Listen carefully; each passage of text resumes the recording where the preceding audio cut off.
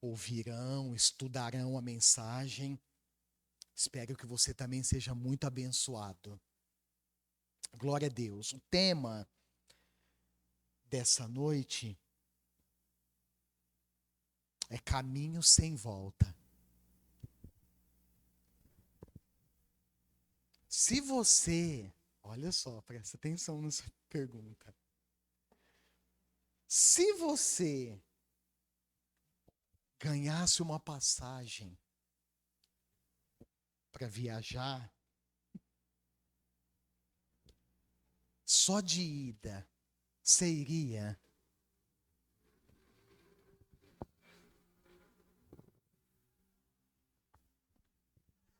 Isso, imediatamente já linkamos e surge essa outra questão. Depende.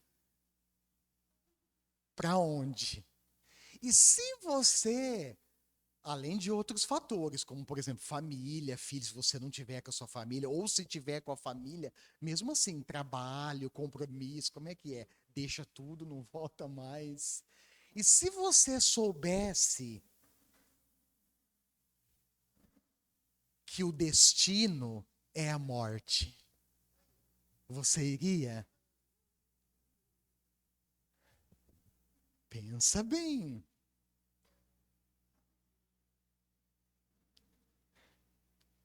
Pense bem.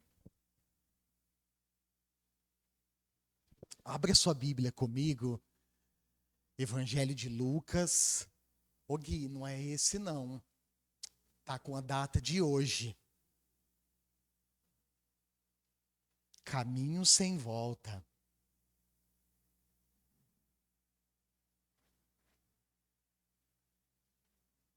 Dá uma olhada lá. Evangelho de Lucas, capítulo 9.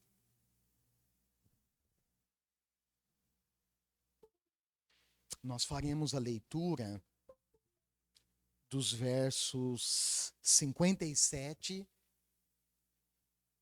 ao 62. Lucas 9, 57 ao 62.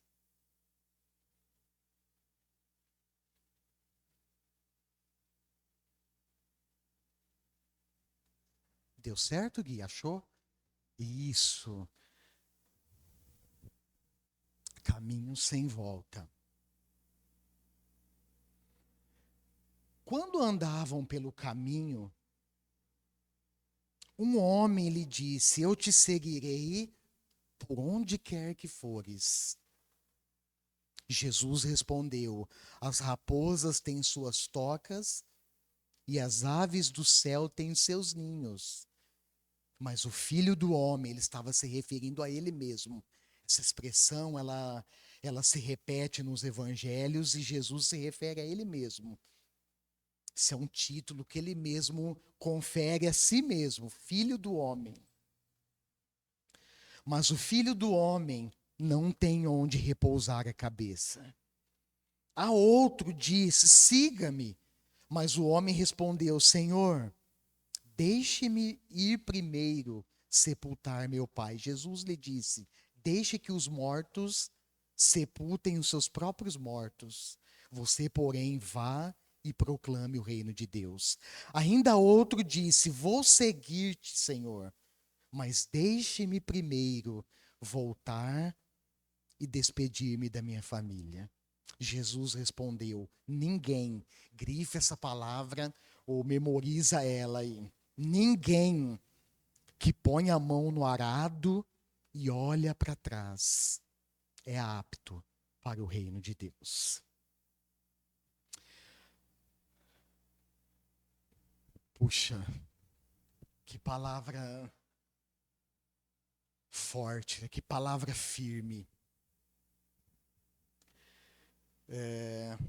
Uma outra questão que surgiu enquanto eu estava fazendo durante uma caminhada matinal foi o seguinte: todo caminho leva a um destino, todo caminho leva a um destino. O que você acha? Aproveitar que nós estamos em poucas pessoas, dá para a gente interagir bacana hoje, hein? Ajuda o pastor a pregar. Interage comigo. Todo caminho leva a um destino? A resposta aparentemente parece ser fácil. Ah, leva. Todo caminho leva a um destino, será? Mas antes de responder, às vezes tem caminho que nos leva a um beco sem saída. Não sei se você já se deparou com uma rua sem saída, por exemplo, entrou numa dessas vielinhas e não tinha saída. Aí você teve que fazer o quê?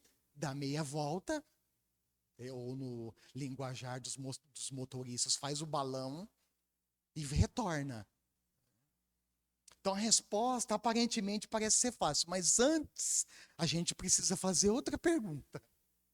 Qual é essa outra pergunta? De que caminho nós estamos falando?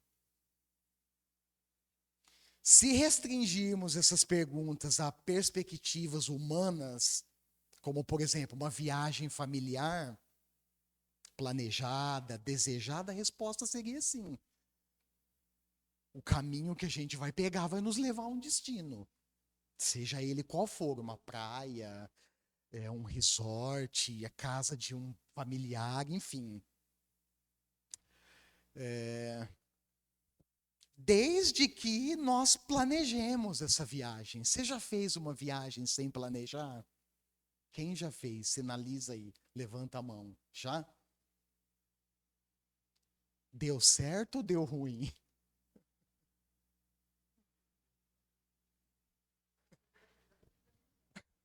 Olha só, que resposta diferente, uma resposta inusitada.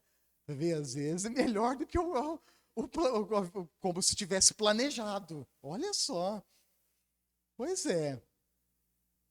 Agora, se aplicarmos essa questão dentro da perspectiva bíblica, da visão bíblica, vamos voltar para a pergunta: todo caminho leva a um destino? A resposta será não.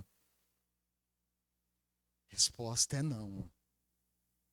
Infelizmente, irmãos, nós vivemos num país, vamos olhar para dentro da nossa realidade, onde a prática do sincretismo religioso é muito forte. O que é isso?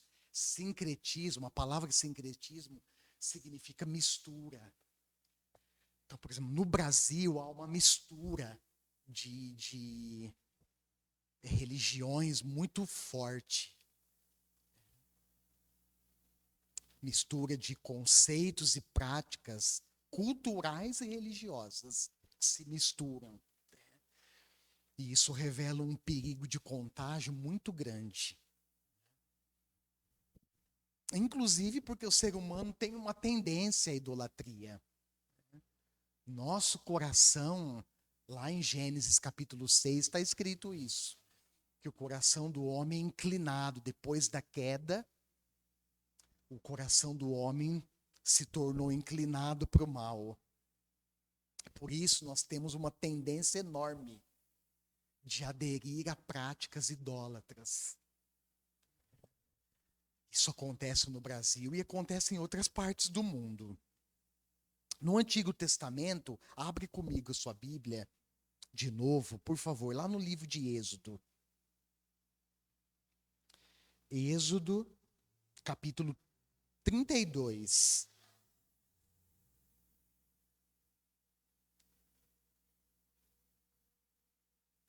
Êxodo 32. Nesse texto, fica claro a triste realidade da idolatria praticada pelos israelitas. Olha lá, Êxodo 32. No contexto, o que está acontecendo? O povo de Israel sai do Egito, eles ficaram um longo tempo no Egito, longos e sofridos anos. Eles saem do Egito, Deus liberta a nação. Quando completa-se 3 meses que eles saem do Egito, eles chegam no Monte Sinai. Quando chegam no Monte Sinai, Deus chama Moisés, convoca Moisés, diz: olha, Moisés, eu vou me manifestar no topo desse monte. Vocês vão lembrar a história enquanto eu relato aqui brevemente. Eu vou me manifestar diante de você e diante da nação, da liderança, diante de todo o povo de Israel, no topo desse monte, numa coluna de fumaça, uma coluna de nuvem. E quando eu me manifestar, eu falarei contigo. E o povo vai presenciar isso, e eles temerão você, eles respeitarão você como líder. E foi isso que aconteceu. Pois você olha o texto lá, Êxodo capítulo 19. Depois disso, irmãos, Deus convoca Moisés uma segunda vez, um segundo encontro no Monte Sinai. E nesse segundo encontro, Deus ele escreve nas 2 tábuas de pedra os 10 mandamentos, certo? Além de outras leis e ordenanças e decretos. E quando Moisés ele sobe o Monte Sinai, o texto registra que ele fica ali durante 40 dias e 40 noites. Já pensou que privilégio na presença de Deus dia e noite? 40 dias e 40 noites, que bênção, que experiência Moisés teve. Só que enquanto ele está no monte, o que acontece? O povo fica impaciente. E aí eles chamam Arão, detalhe, Moisés antes de subir diz para eles, olha, eu vou subir ao monte, mas Arão e Hur, 2 líderes da nação, ficarão com vocês. Esperem até que eu volte. Olha a instrução de Moisés para o povo. E se tiver alguma questão a ser resolvida, procure os 2. Ele sobe. Só que o povo fica impaciente, irmãos. E eles então se aproximam de Arão. Olha lá, capítulo 32. O povo, ao ver que Moisés demorava a descer do monte, juntou-se ao redor de Arão. Ele disse: venha, faça para nós deuses, ou um Deus que nos conduza, pois a esse Moisés, o homem que nos tirou do Egito, não sabemos o que lhe aconteceu. E aí segue o texto. Arão, olha lá, respondeu Arão: tire os brincos de ouro de suas mulheres, de seus filhos e de suas filhas, e tragam-nos para mim. Tragam-nos a mim. Todos tiraram seus brincos de ouro e o levaram a Arão. Ele os recebeu e os fundiu, transformando tudo num ídolo que modelou com uma ferramenta própria, dando-lhe a forma de um bezerro. Então disseram: eis aí os deuses, ou o Deus, ó Israel, que tiraram vocês do Egito. Esse texto, irmãos, é clássico. Mostra a desobediência do povo de Israel, a tendência do coração humano a se inclinar à idolatria, a prestar culto a deuses que não existem. No caso aqui, uma imagem de um touro, de um bezerro, que foi fundida, que foi trabalhada, olha só, isso que é mais triste, trabalhou com uma ferramenta própria, esculpiu, Arão esculpiu aquele ouro e transformou num bezerro de ouro. E o povo então se prostra diante do bezerro e adora. Se você for ver a sequência do texto, Deus fica indignado com o povo. Por causa da rebeldia, da desobediência, Deus, então, ele pretende eliminar o povo, exterminar o povo. E então Moisés roga. Olha a importância de uma oração sincera, de uma oração, no caso de Moisés, de um líder da nação. Moisés suplica a Deus que tenha misericórdia, e Deus então decide não eliminar o povo. Eles sofreram sim castigo da sua própria desobediência, mas Deus então decidiu poupar o povo. Nós, como igreja, irmãos, precisamos ficar com os olhos abertos e não permitir que nenhum tipo de prática ou conduta pagã entre pela porta da igreja e se instale no nosso meio. Nós precisamos tomar muito cuidado com isso. Eu aprendi que nem tudo que é prático e funcional e produz resultado rápido é bíblico. Às vezes a gente tentando ser relevantes e tentando contextualizar a fé cristã, os ensinos da palavra de Deus, nós fazemos coisas, irmãos, que pode ser até que dê resultado e rápido, mas nem tudo, não esqueça isso, nem tudo que é prático e funcional e produz resultados rápidos é bíblico. A igreja precisa, com certa frequência, avaliar três coisas. Primeiro, a sua origem, a sua identidade. Como surgiu a igreja? Quem instituiu a igreja? Qual a sua origem, a sua identidade? Quem nós somos? E a sua missão? Por que que nós estamos aqui? Por que que nós existimos? E essa avaliação frequente desse tripé, origem, identidade e missão, é muito importante.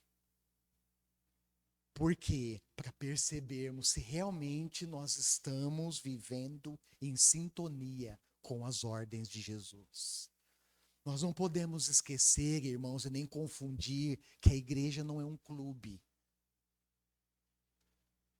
Embora é importante, lógico, o nosso convívio, nós gostamos de estar com os irmãos, de ver os irmãos, mas a igreja não é um clube. A igreja é o corpo de Cristo.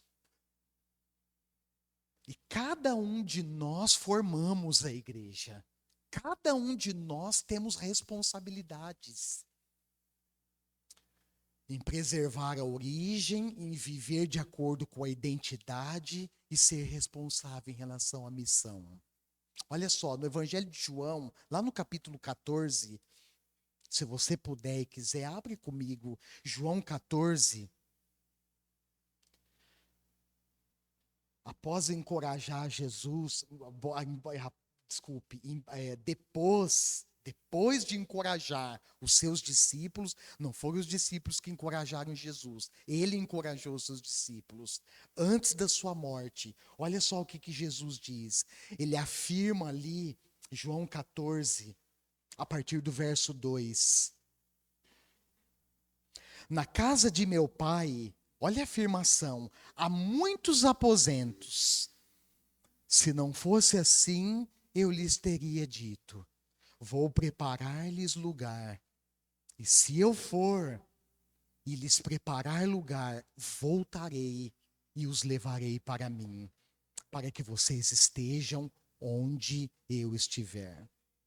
Amém. Olha só, após encorajar os seus discípulos, agora sim, momentos antes da sua morte, Jesus afirma que na casa do Pai há muitas moradas. E aqui, irmão, Jesus faz uma tríplice afirmação, três, enfatizando que só há um caminho. Olha só, versos 5 e 6. Um único caminho cujo destino é a presença do Pai. Olha lá, versos 5 e 6. Disse-lhe Tomé: Senhor, não sabemos para onde vais. Como então podemos saber o caminho? Respondeu Jesus: eu sou o caminho. Tríplice afirmação, olha só. Primeira, eu sou o caminho, eu sou a verdade e a vida. Ninguém vem ao Pai a não ser por mim. Amém? Lembra que eu falei no início que na perspectiva bíblica, nem todo caminho leva a um destino? Pois é, esse versículo aqui, nesse texto, está a confirmação. O caminho para o Pai, para a presença do Pai é único.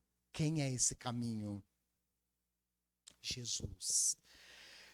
Pois bem, voltando para Lucas 9, o contexto desse texto, irmãos, é muito rico em detalhes. Lucas caprichou no registro do seu evangelho e também em Atos dos Apóstolos que ele escreveu. Mas eu quero destacar aqui um ponto que chama a atenção.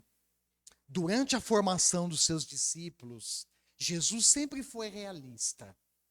Ele sempre mostrou para eles que o discipulado os conduziria a um caminho difícil, a um caminho de sofrimento, de rejeição e até morte. Só depois, então, eles iriam desfrutar da realidade da ressurreição e da salvação. Olha só, verso 51. Aproximando-se o tempo em que seria levado aos céus, Jesus partiu resolutamente, firmemente em direção a Jerusalém. Jesus estava, irmãos, focado na sua missão. Focado no cumprimento da sua missão. Missão, aliás, que culminaria na sua morte. A postura do nosso Senhor nos ensina, nos encoraja, irmãos. Assim como ele encarou a missão, difícil jornada, aqueles que querem segui-lo também precisam encarar. A fé cristã não é sinônimo de triunfalismo, como se prega por aí, como nós ouvimos por aí. A fé cristã, irmãos, é uma convocação explícita à rejeição e à morte. Seguir a Cristo é uma convocação a uma transformação de vida. É uma convocação à santidade. Aliás, santidade é a bandeira que a igreja Holiness levanta. A palavra Holiness em inglês significa santidade. Santidade ao Senhor. E também a maturidade. Alguns textos tem aqui, eu vou mencionar para você depois estudar, anotar, se você assim preferir. 2 Coríntios 5,17, Romanos 12, 2, 1 Pedro 1, 15 e 1 Pedro 2, 1 e 2. Todos esses textos fundamentam o que eu disse agora. E considerando isso, eu fico pensando, a partir da realidade daqueles que nos antecederam, né, os profetas, os apóstolos, e de tantos outros irmãos e irmãs crentes no Senhor, cristãos anônimos, que nós nem conhecemos, nós nem sabemos o nome, que nos antecederam na fé, irmãos, eu fico pensando, até que ponto vai a minha renúncia? Até que ponto vai a sua renúncia para seguir os passos de Jesus, para ser o seu discípulo? Será que a morte física é o clímax, é o máximo do nosso compromisso com Jesus? Ou definitivamente é a morte diária do próprio eu, do nosso próprio coração enganoso, egoísta e malicioso? Presta atenção, olha as palavras de Jesus em Lucas 9, 23. Se alguém quiser acompanhar-me, negue a si mesmo. Tome diariamente a sua cruz e siga-me. Seguir a Cristo envolve uma renúncia diária. Morte do eu diária para seguir os passos do Senhor. É interessante porque quando nós olhamos para os evangelhos, nós não vemos Jesus pressionando as pessoas para segui-lo. Não é? Você já lendo os evangelhos, você percebeu isso? Jesus não pressiona as pessoas a segui-lo. Aliás, o seu convite pode ser recusado pelas pessoas. Embora, biblicamente, nós também sabemos a consequência dessa recusa, mas o fato é que as pessoas recusam o seu convite. Mas olha só o que ele diz: se alguém quiser me acompanhar, se alguém quiser me seguir, ou seja, ele não obriga ninguém, ele faz o convite, ele lança o convite, e a decisão é pessoal de cada um. Na sequência, irmãos, olha lá, ele deixa claro que existe exigências para aqueles que querem segui-lo. Qual é essa exigência? Negue-se a si mesmo, tome a sua cruz e siga-me. Nesse trecho que nós lemos de Lucas 9, esse pequeno trecho aqui, Jesus, ele está diante de 3 possíveis candidatos. Olha lá, Lucas 9, a partir de 57 de novo. Ele está diante de possíveis 3 candidatos ao discipulado. E uma realidade fundamental e profunda que ele coloca para eles, qual é? O compromisso com ele, olha lá, e a proclamação do reino. O primeiro candidato deu uma resposta ligeira, rápida, olha lá. A semelhança de Pedro e de todos os outros, lá em Marcos capítulo 14, lembra quando Pedro diz, olha, eu te seguirei, jamais te abandonarei, Senhor. Esse aqui diz, olha lá, primeiro candidato, eu te seguirei por onde quer que fores. Já o segundo e o terceiro, olha lá, eles apresentam algo em comum. O que eles apresentam em comum? Eu vou esperar a resposta. Olha lá para o texto.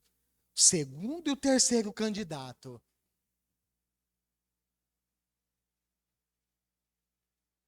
O primeiro responde de imediato: seguirei, Senhor, onde quer que fores. E o segundo e o terceiro candidato? Oi? Isso. Valeu, obrigado, Gui. Eles inventam desculpas. Enquanto um ouviu a ordem direta de Jesus para segui-lo, o outro diz: vou seguir-te.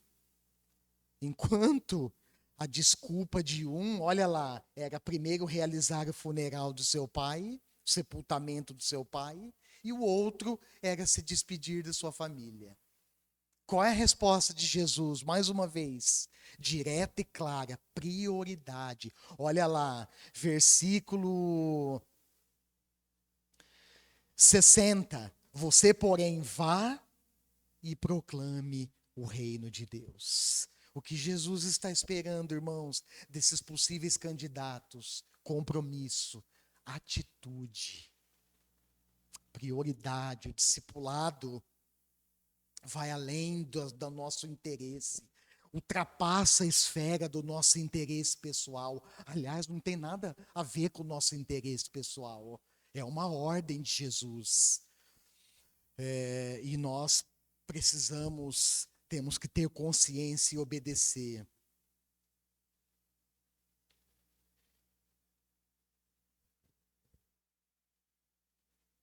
Gui, dá mais um enter na sua tela, por favor.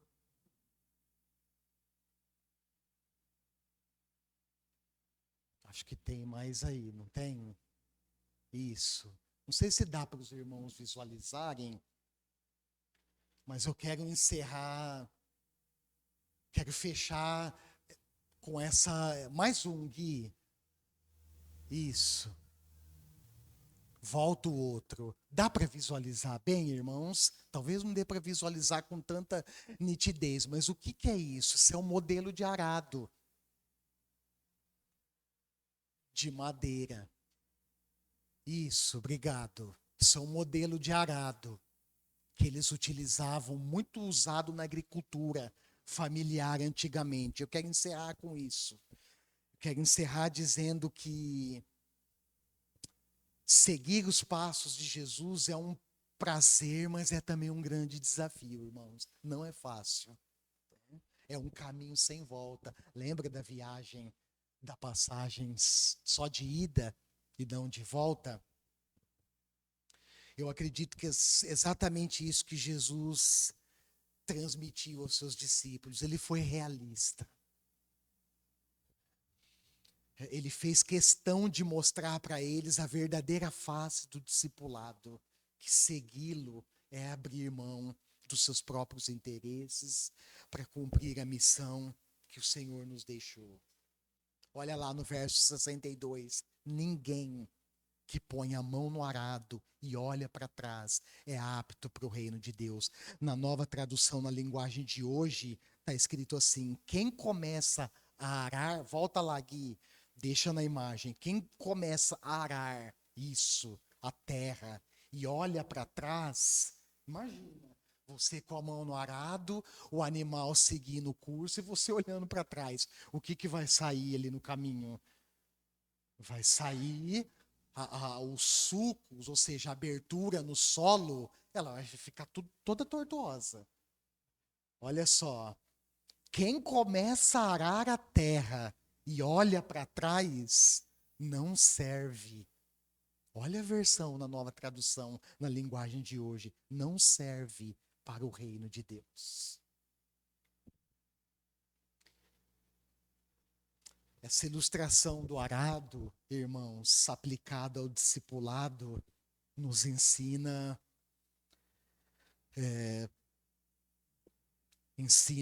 ensinamentos valiosos. Primeiro, que aquele que ingressa no caminho do discipulado não pode olhar para trás. É preciso manter os olhos fixos no caminho para não nos desviarmos dele. É preciso manter os olhos no caminho. Sabe para quê? Para a gente evitar caminhos tortuosos. É preciso, irmãos, manter os olhos em Jesus, porque Ele é o autor e consumador da nossa fé. Amém? Feche os seus olhos por um momento. Pensa um pouco. Sei que daqui a pouco a gente vai encerrar, vamos voltar para casa. Mas pensa um pouco, voltar para os nossos afazeres. Pensa um pouco no seu compromisso com Cristo.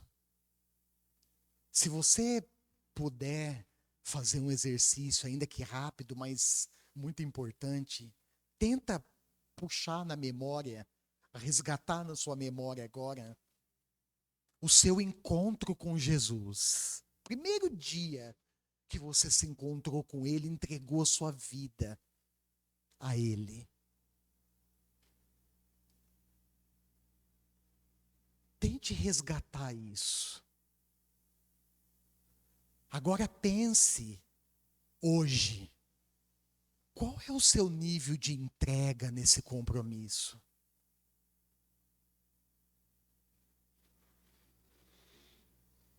Quais das exigências feitas por Jesus você tem vivenciado, você tem cumprido, você tem obedecido?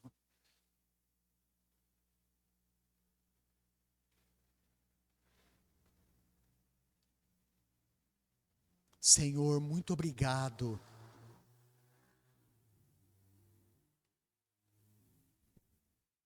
por tua presença real, viva aqui hoje. Obrigado pelos meus irmãos e irmãs que o Senhor trouxe. Obrigado pela tua palavra, que nos chama a atenção para um discipulado profundo, para um compromisso intenso contigo. Palavra que nos exorta, que nos encoraja a assumir o compromisso que nós fizemos com o Senhor um dia. De fato, seguir o Senhor não é fácil. Ser um discípulo do Senhor não é fácil. Fazer discípulos também não é fácil. Por isso, o Senhor, no seu ensinamento, utiliza dessa figura do arado, para mostrar a importância, para mostrar o nível de compromisso que é o discipulado. O Senhor disse: ninguém que põe a mão no arado e olha para trás está apto para o reino de Deus. Senhor, ajuda-me, ajude os meus irmãos e as minhas irmãs. Nós que estamos aqui, estamos conscientes que um dia nós colocamos a mão nesse arado. E nós não podemos olhar para trás. Não quero, Senhor, olhar para trás. Por favor, me ajude. Não quero pegar atalhos, não quero abrir sulcos tortuosos, abrir caminhos tortuosos. Não quero, Senhor. Pelo contrário, uma vez com a mão no arado, eu quero continuar firme. Quero que os meus irmãos e as minhas irmãs, eu oro por isso, que eles continuem firmes no Senhor, na tua palavra, sem olhar para trás. Sejamos, sim, a cada dia, verdadeiros discípulos e façamos verdadeiros discípulos do Senhor. Ó Deus amado, nos ajude. Por favor, nos fortaleça a cada dia. Com gratidão nós oramos, em nome do Senhor Jesus. Amém. Amém, Senhor. Louvado seja Deus. Amém, irmãos. Que o Senhor te fortaleça nessa pegada. Que o Senhor te fortaleça nessa caminhada. Um abraço para vocês que vão acompanhar depois. Deus te abençoe.